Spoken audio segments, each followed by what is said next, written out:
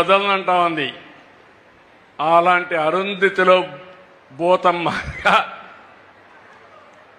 మళ్ళీ మీరు చూస్తే ఈ భూతం మళ్ళా పైకి వస్తా ఉంది. మొన్న సింగయ్య మీరు చూసుంటారు, నేనే సీఎం, కార్ డ్రైవర్ కూడా గవర్నమెంట్ డ్రైవరే, పోలీసు కూడా సెక్యూరిటీ అంతా పోలీసులంతా గవర్నమెంట్ వాళ్లే. అందరూ వెళ్ళారు. వెళితే వీళ్ళు ఇష్ట ప్రకారం తొక్కించుకుంటూ పోతే ఒక అతను వాళ్ళ కార్యకర్తే కారు కింద పడ్డాడు. కారు కింద పడితే మీరేం చేస్తారని అడుగుతున్నా మిమ్మల్ని. ముందు కాపాడతారా లేదా అని మిమ్మల్ని అడుగుతున్నా. తీసి పొదల్లో బారేశారు.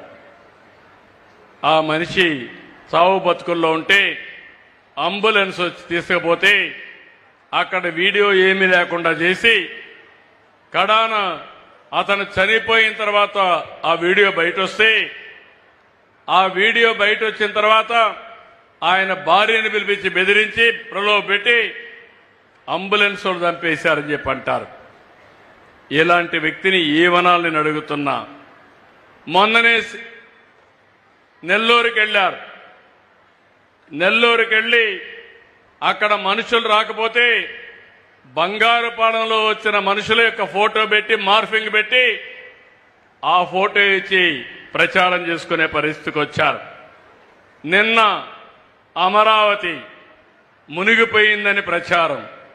మొన్నటి వరకు అమరావతికి డబ్బు ఇవ్వద్దని అందరికీ లెటర్లు పెట్టి ఇది అమరావతిలో జరుగుతుంది, గవర్నమెంట్ ఆఫ్ ఇండియా 15,000 కోట్ల రూపాయలు డబ్బులు శాంక్షన్ చేస్తే నిధులు లేకుండా అడ్డం పడ్డారు.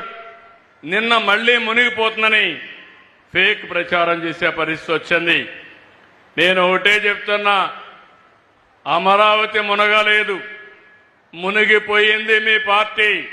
భవిష్యత్తులో పైకి రాకుండా భూస్థాపితం కాబోయేది మీ పార్టీ గాని అమరావతి కాదు. అమరావతి ప్రపంచంలోనే ఒక బ్రహ్మాండమైన నగరంగా తయారవుతుంది, తయారు చేస్తాం.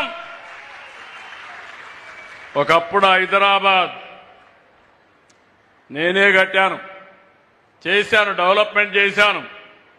ఈరోజు most liveable city, highest per capital income కు చిరునామా హైదరాబాద్. తెలుగు వారికి ఒక రాష్ట్రం ఉండడం గర్వకారణం.